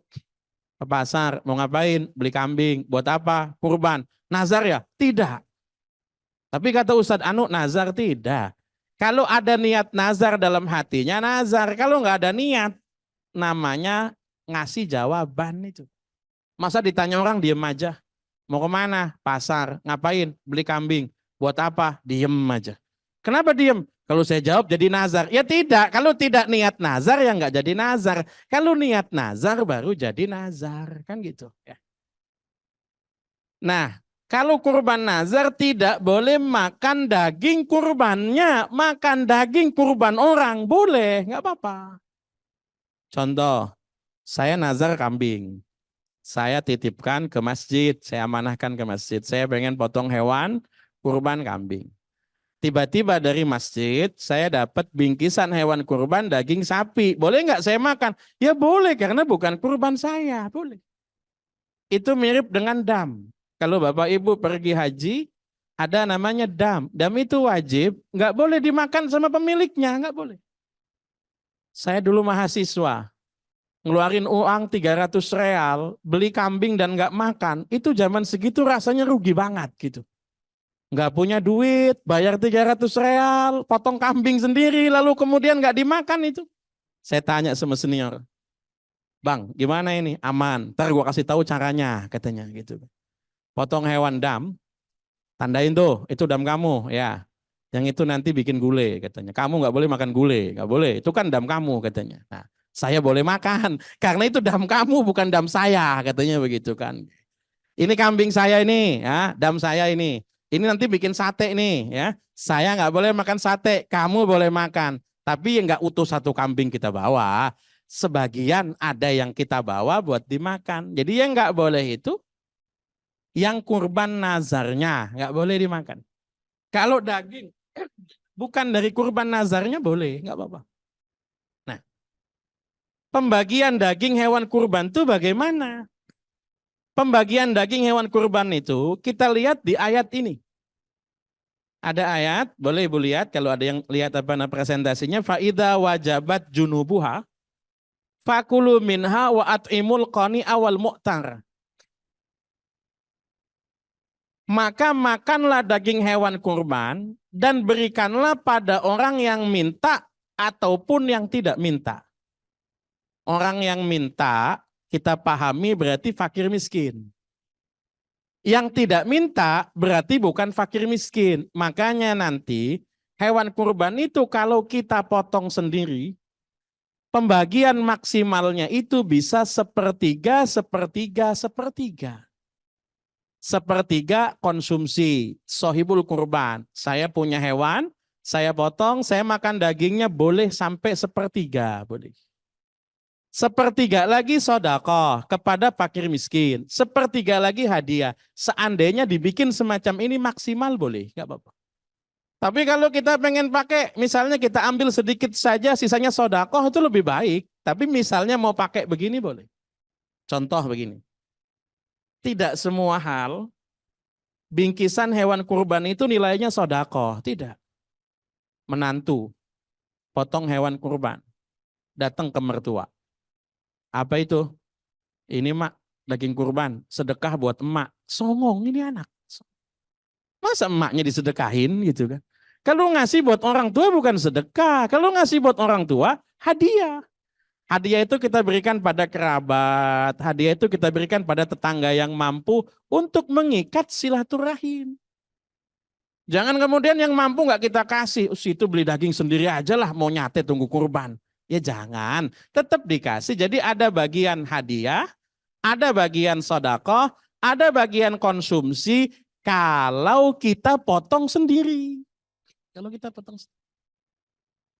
kita potong sama orang, kalau kita potong titip ke masjid, ya bagaimana aturan yang berlaku di masjid itu. Saya potong di sini ya, saya minta 30 bungkus. Kalau saya jadi panitia, biasanya potong sendiri aja Pak. Kok main langsung 30 bungkus 30? Memang nanti dapatnya berapa bungkus gitu kan. Kadang-kadang ada tuh yang model begitu ada. Saya kalau di Masjid Anu, Ustaz, saya titip hewan, saya dapatnya 30. Kalau di masjid ini berapa? Di masjid ini ya, kita lihat kira-kira jumlah kurbannya berapa, lalu kira-kira masyarakat yang akan dibagi berapa. Kalau jumlah hewan kurbannya banyak, pemilik hewan dapat lebih banyak, memang sudah sepantasnya. Tapi kalau di RW situ, satu RW cuman korban kambing 1 misal. Pemilik hewan minta 1/3, itu mah tega namanya, tega ya kan. Jadi patokannya sederhana kalau saya itu, ada yang bisa dipakai sedekah, ada yang bisa dipakai konsumsi, ada yang bisa dipakai hadiah, tapi patokannya tidak boleh hewan kurban itu menjadi objek transaksi, tidak boleh. Maksudnya bagaimana? Sayyidina Ali itu pernah diperintahkan Rasul untuk potong unta. Lalu kata Rasul, urusin hewan kurbannya, lalu kemudian bagiin daging, kulit semuanya, jangan ada yang dijadikan sebagai upah jagal, jangan. Jangan ada yang dijadikan sebagai upah jagal, nggak boleh. Ya. Artinya apa? Memberikan kulit kepada jagal. Kalau bukan sebagai upah, tidak apa-apa. Jatuhnya sebagai apa? Sebagai hadiah. Boleh, nggak apa-apa. Tadi kan ada jatah untuk apa? Ada jatah hadiah, ada jatah sedekah, ada jatah konsumsi. Tidak apa-apa sebagai hadiah. Contoh, ada jagal, sudah kita kasih. Jagal ini biayanya misalnya kambing 150.000, sapi misalnya 400.000, dia jadi jagal. Upah jagalnya sudah kita kasih.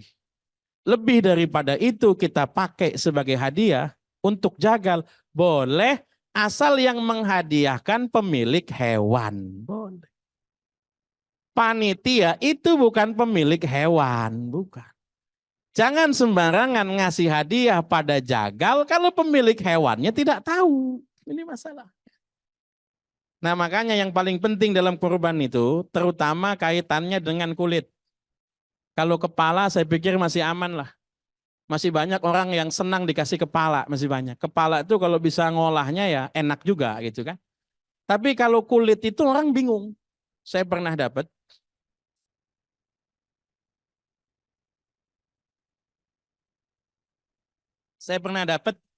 Satu bingkisan hewan kurban dari salah satu masjid. Di situ campur ada daging, ada kulitnya. Kulitnya dipotong-potong sama panitia. Panitia nggak mau repot. Dah daripada nanti repot hukum halal sama haram. Sudah. Kulitnya kita potong-potong, kita bagi-bagi juga. Sama. Dimasukin dalam kresek itu. Cuma masalahnya, kalau ukuran kulit 2 kali telapak tangan mau diolah apa? Kira-kira. Ujung-ujungnya dibuang juga, tidak ada pemanfaatannya, tidak ada. Kalau di zaman dulu kulit itu berlaku buat maslahatul ammah, dibikin bedug. Masjid rata-rata pada punya bedug. Di masa sekarang bagaimana? Ada 3 macam cara yang menurut saya ini ideal buat dipakai ketika ada masalah kulit. 1, kulit itu dihadiahkan kepada siapapun bebas, dengan catatan pemilik hewan itu dimintakan ridho hadiahnya. Ada pemilik hewan, kalau pemilik hewannya langsung mau nggak apa-apa. Udah nih kulit buat si Anu misalnya. Sudah dikasih sama orangnya dijual, nggak apa-apa, nggak masalah karena sudah hak dia. Yang tidak boleh pemilik menjual kulit, itu yang tidak boleh. Tapi kalau penerima menjual kulit, itu boleh, gak ada masalah. Tapi yang memberikan hadiah adalah pemilik hewan, bukan panitia. Kecuali kalau panitia bikin akad di depan. Misalnya, orang-orang yang kurban di masjid ini, dibikinkan grup WA. Grup WA peserta kurban. Lalu kemudian diberikan form akadnya. Bahwa 1 biaya operasional hewan kurban sekian. Hewan kurban itu urusan ibadah pribadi. Bukan ibadahnya masjid, bukan. Maka jangan ada istilahnya kas masjid keluar untuk urusan hewan kurban. Beda. Karena ibadah pribadi. Jadi orang yang titip hewan kurban di masjid, idealnya dikenakan biaya operasional. Titipnya apa? Sapi. Kalau titipnya sapi, operasionalnya sekian. Titipnya apa? Titipnya kambing, operasional sekian. Kasih itu. Yang kedua, dimintakan ridhonya kalau nanti kulit dihadiahkan kepada panitia, lalu panitia yang akan mengolah kulit ini, begitu ya. Kalau misalnya pemilik hewannya ridho, caranya ridho tidak harus kemudian satu orang tulis tanda tangan di kertas, scan, diupload, tidak. Ngelis saja. Ini dipin akadnya itu, lalu kemudian ngelis. Yang setuju dengan akad ini silakan ngelis 1, 2, 3. Kalau dia sudah ngelis berarti sudah ridho, nggak apa-apa. Maka kulit adalah hadiah untuk panitia, nggak apa-apa, sederhana. Atau yang kedua, yang paling mudah, pilih satu orang fakir miskin sebagai penerima kulit. Usahakan masuk di panitia. Kalau modelnya begini bukan hadiah, adalah sedekah. Kalau sedekah, panitia bisa langsung bagi tanpa izin kepada pemilik. Kalau sedekah. Misalnya panitia kurban berapa orang? Panitia kurban misalnya ada 15 orang. Satu orang pilih yang memang fakir miskin, memang mustahik. Nanti jatahnya panitia ini buat terima kulit.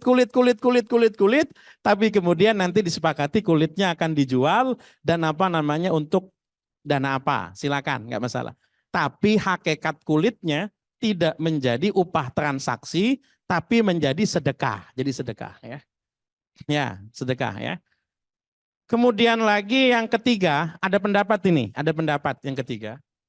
Meskipun tidak populer, kulitnya bisa langsung dijual, tapi uangnya juga dibagikan kepada fakir miskin. Kalau ini statusnya sama seperti status daging.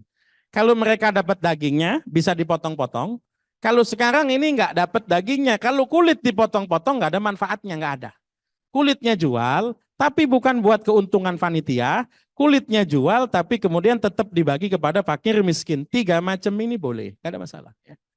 Tapi kalau langsung panitia ngasih kepada jagal sebagai upah transaksi tidak boleh. Tapi kalau sebagai hadiah boleh. Ya.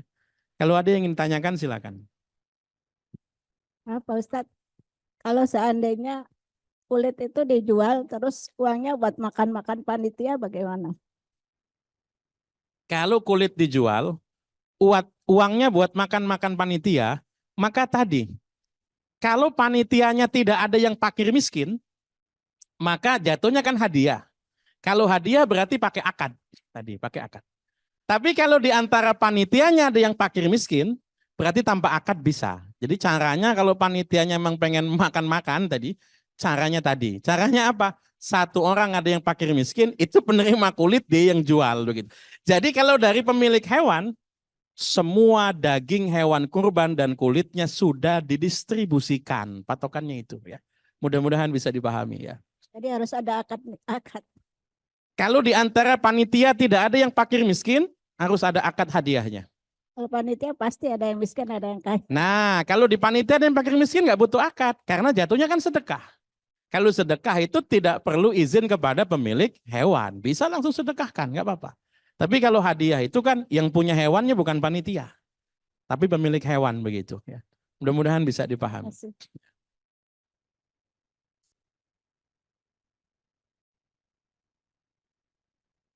Ya.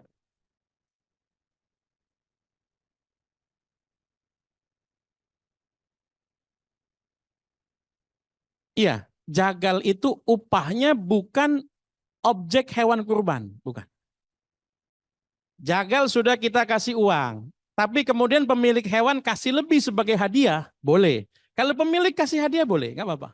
Tapi kalau panitia bukan pemilik hewan, nggak bisa kasih hadiah. Kalau sedekah bisa, begitu ya. Iya, silakan. Maaf Ustaz, tadi Ustaz katakan boleh kalau ada panitia itu yang miskin gitu ya. Berarti kita memberinya itu yang hari pertama 2, 3, 4 tadi itu ya. Batasnya itu, batas hari pemberian kita memberikannya itu. Kan kita kurban itu boleh di 4 hari itu. 10, 11, 12, 13. Nah. Ya 4 hari. ya, Ya. harus di hari itu ya. Harus di hari maksudnya itu. ya. Terus Kalau yang- lewat dari 4 hari bukan kurban namanya. Nah, jadi harus diberikan. harus. Ya lo misalnya Idul Adhanya besok Senin, berarti Senin, Selasa, Rabu, Kamis. 4 hari itu. Ya. Jadi kalau misalnya prosesnya menjual kulit baru dibagi ya mesti di hari itu harus dibagi ya. Oh, Kan kalau pembagiannya nggak apa-apa. Kan bisa misalnya kita motong di hari Senin, lalu kemudian bagi uangnya di hari apa, bisa, nggak masalah. Itu kan distribusi. Nah, nggak masalah ya. Terus pertanyaan saya lagi Ustaz, tentang usia hewan tadi. Ya. Kan di sini kambing 1 sampai 2 tahun itu minimalnya. Kalau Iya, lebih 2 minimalnya. tahun Kambing. boleh ya? Hah? Kalau lebih dari 2 tahun boleh. Boleh, minimalnya, minimal. Minimalnya. Itu minimalnya, minimal. Terima kasih Ustaz. Ya, sama-sama. Ya, ada pertanyaan yang lain silakan. Nah, mangga. Bismillahirrahmanirrahim. Assalamualaikum warahmatullahi wabarakatuh. Assalamualaikum warahmatullahi wabarakatuh. Ini menyangkut keutamaan amal soleh di bulan Dzulhijjah, Pak Oh Ustaz. iya, baik. Salah satu bulan yang mulia dalam Islam itu adalah bulan Dzulhijjah. 10 hari pertama ya. Ya, di antaranya adalah 10 hari pertama ya. Betul. Ya. Pertanyaannya, antara 10 hari pertama bulan Dzulhijjah dengan 10 hari terakhir di bulan Ramadan, mana di antara keduanya yang paling utama? Sekian, terima kasih. Bismillahirrahmanirrahim. Kalau 10 hari terakhir bulan Ramadan, itu sebetulnya bukan 10 hari terakhirnya. 10 malam terakhirnya. 10 malam terakhir. Kalau hari-harinya biasa saja. Dari satu hadis yang menyatakan 10 hari pertama itu adalah rahmat, 10 hari kedua adalah ampunan, 10 hari ketiga pembebasan dari siksa api neraka, populer hadisnya, sering dipakai buat kultum, tapi kualitas hadisnya tidak kuat. Tidak kuat. Tapi bahwa 10 malam terakhir itu punya nilai yang lebih, hadisnya kuat, karena Nabi iktikaf di 10 malam terakhir. Kalau masalah 10 hari pertama bulan Dzulhijjah, itu hadisnya kuat, malamnya juga kuat. Sama. Jadi malamnya utama, harinya juga utama. Kalau malamnya malah ada Al-Qur'annya. Wal fajri walayalin ashri. 10 malam yang disebut mulia itu 10 malam mulai malam Sabtu besok sampai malam Ahad minggu depannya. Sampai malam takbiran ya. Kalau 10 hari pertamanya, 10 hari pertamanya itu kita ambil dari hadisnya Nabi, kuat sekali. Tidaklah perbuatan baik itu lebih utama dilakukan sampai-sampai melebihi daripada jihad, kecuali orang yang berangkat jihad dan pulang tinggal nama, kan begitu hadisnya kan? Itu hadisnya kuat. Jadi kalau pertanyaannya 10 hari terakhir bulan Ramadan dengan 10 hari terakhir 10 hari pertama bulan Dzulhijjah, itu lebih kuat bulan Dzulhijjah. 10 hari terakhir bulan Ramadan itu kalau tidak ada kewajiban puasa Ramadan tidak punya nilai apa-apa, enggak punya nilai. Tapi 10 hari Dzulhijjah itu, ini mungkin penting buat ibu-ibu, itu puasa sunnah yang tidak pernah ditinggalkan oleh Rasul. Jadi kalau yang selama ini puasa baru Tarwiyah Arafah 2 hari, naik kelas, 10 hari, naik kelas. Saya tidak pernah nutup dapur di pesantren bulan Rajab. Tidak, bulan Rajab itu mau puasa-puasa, enggak, silakan saja. Tapi di Darussalam itu, di pesantren saya, tutup dapur mulai tanggal 1 sampai tanggal 9, tutup dapur. Jadi harus puasa mau nggak mau itu. Nah Nabi nggak pernah ninggalkan puasa sunnah 9 hari di bulan Dzulhijjah. Tidak pernah. Jadi kalau ditanya puasa sunnah yang paling utama, ya besok ini 9 hari itu. Ya itu yang paling utama begitu ya. Mudah-mudahan bisa dipahami ya. Ya silakan. Tadi Pak Ustadz ya biasanya kalau yang ikut korban itu kan nggak tahu Pak Ustadz kebutuhan-kebutuhan yang dikasih tahu kan cuma misal satu kambing sekian ya dia harus ditetapkan. Tadi telah dijelaskan sama Pak Ustadz kan kita kan perlu tahu juga jangan sampai mengambil uang dari masjid gitu ya. Biasanya kan masjid yang ngajarin Pak Ustadz. Apakah harus dijelaskan oleh panitia kepada peserta korban supaya kita tahu Pak Ustadz apa yang kita tambah dari uang yang kita ini Pak Ustadz Oke, baik. penjelasannya. Assalamualaikum. Bismillahirrahmanirrahim. Kalau apa namanya zakat fitrah, zakat mal, infak dan sodako, yang kita bagi itu benda mati. Bahkan kadang-kadang masjid itu hanya ngumpulkan dan distribusikan. Gitu kan. Masjid ngumpulkan, distribusikan. Panitianya kalau mempunyai SK resmi dari pemerintah disebut amil, amil punya hak dari situ. Ada dana operasional bisa ngambil dari situ. Kalau punya SK resmi ya. Amil punya hak dari situ. Atau kalau tidak punya SK resmi, kalau seandainya ngambil kuponnya Basnas, itu bisa sampai 70% distribusi ngambil dari situ, sisanya serahkan Basnas. Kalau ngambil kupon dari Basnas. Sementara kalau kurban tidak, yang kita serahkan itu adalah apa namanya hewan hidup yang kita serahkan, hewan hidup. Tapi enggak, saya nyerahinnya uang. Uang itu belum kurban, Bu, belum kurban. Kalau ibu nyerahin kurban, itu disebut nyerahin kurban kalau sudah berupa hewan. Makanya kalau titip uang ke panitia juga, itu akadnya dua macam. Akad minta belikan hewan dan akad minta potongkan bagikan hewan. Dua macam akad. Makanya kalau zakat itu hanya cukup tanda terima. Fulan bayar zakat ke sini sudah. Kalau sudah ada kuponnya sudah, tanda terima saja. Namanya siapa, buat berapa orang, selesai.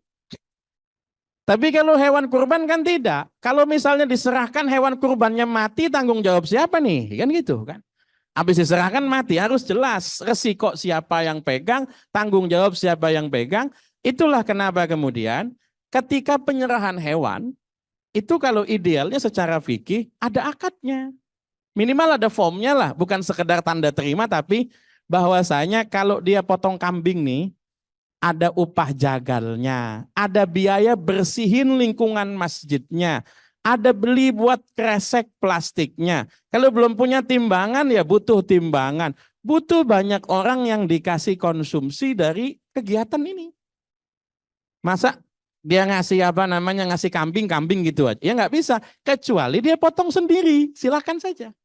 Kalau titip ke orang, maka akadnya tadi. Maka tadi saya bilang, operasionalnya itu tentukan saja. Misalnya kambing 150.000, misalnya upah jagalnya 100 begitu kan. Sapi misalnya antara 400 sampai 500. Karena tadi ada upah jagal, ada biaya-biaya lain yang kaitannya adalah ibadah pribadi. Sebab kalau ada orang kurban, itu yang dapat pahala bukan pengurus masjidnya, bukan. Yang dapat pahala pemilik hewannya, begitu ya. Mudah-mudahan bisa dipahami.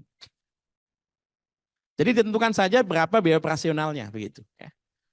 Dan ini penting, kadang-kadang juga ada orang nanya begini. Biasanya panitia hewan itu ketika datang kurban, mereka konsumsinya diambil dari mana?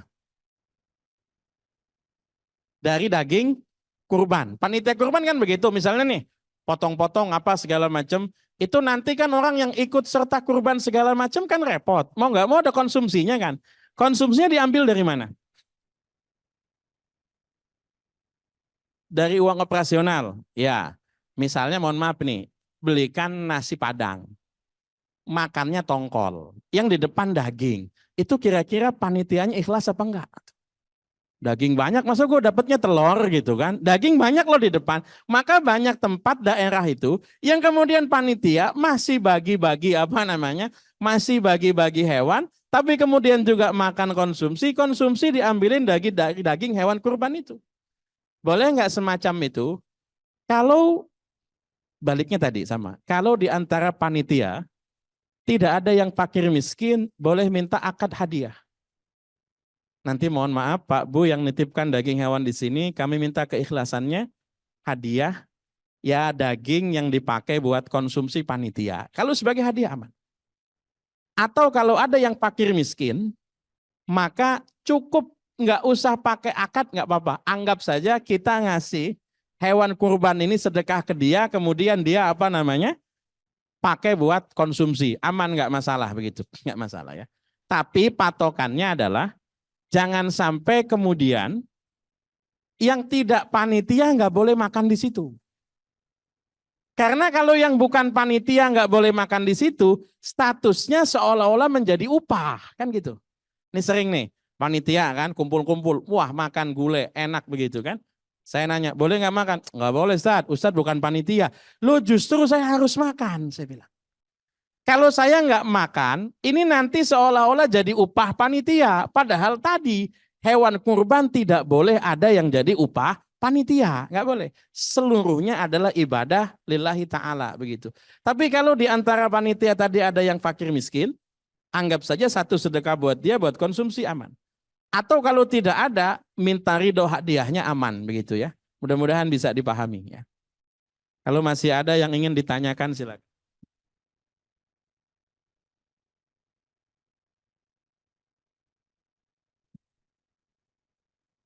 Assalamualaikum warahmatullahi wabarakatuh. Tadi Ustadz katakan kan untuk fakir miskin. Kalau panitianya itu fakir miskin baru tidak perlu ada akad. Tapi kan di sini ada pembagiannya yang sohibul kurban. Itu maksudnya apa? Pemilik hewan. Oh, pemilik hewan. Kemudian yang hadiah? Yang hadiah pemilik hewan juga. Kalian juga. Jadi yang untuk fakir miskin cuma sepertiganya. Itu kalau dia potong sendiri, sepertiga cukup bisa. Kalau dititipkan ke panitia, ya tergantung kondisi sebanyak apa yang kurban di situ. Kebijakan panitia kalau itu. Jadi begini Bu, ya. Saya jelaskan ringkas. Kurban itu ibadah pribadi kan? Ibadah pribadi. Kalau saya potong hewan kurban sendiri, saya kuliti sendiri, saya bagi-bagi dagingnya sendiri, saya makan sepertiga boleh, saya hadiahkan sepertiga boleh, saya sedekahkan sepertiga boleh, nggak masalah.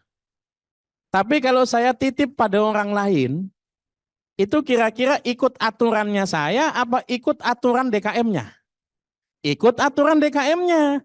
Maka dia dapat berapa ya? Ya tergantung kebijakan DKM-nya. Biasanya sih kalau DKM, kalau misalnya yang titip hewan kurban banyak, pemilik hewan dapat banyak, itu maklum biasa gitu kan.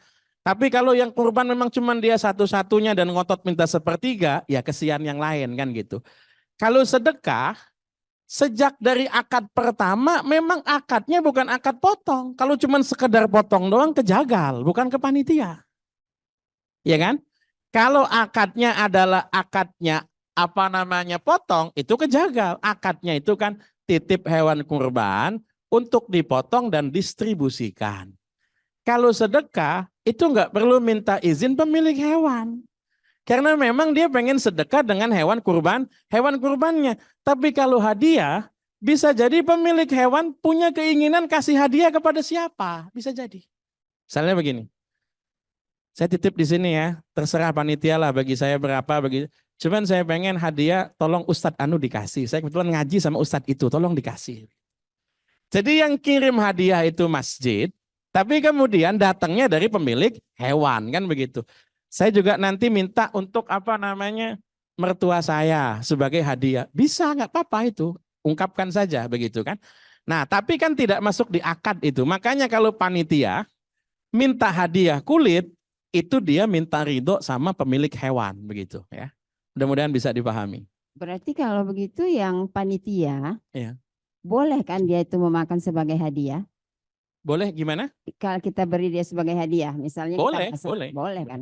Tapi Tidak kan hanya fakir miskin kan dia panitia. Kita boleh, kasih nggak apa-apa. hadiah. Maka tadi saya katakan kulit kita pakai ke panitia boleh, tapi dengan syarat memang ada akadnya gitu Ya. kan.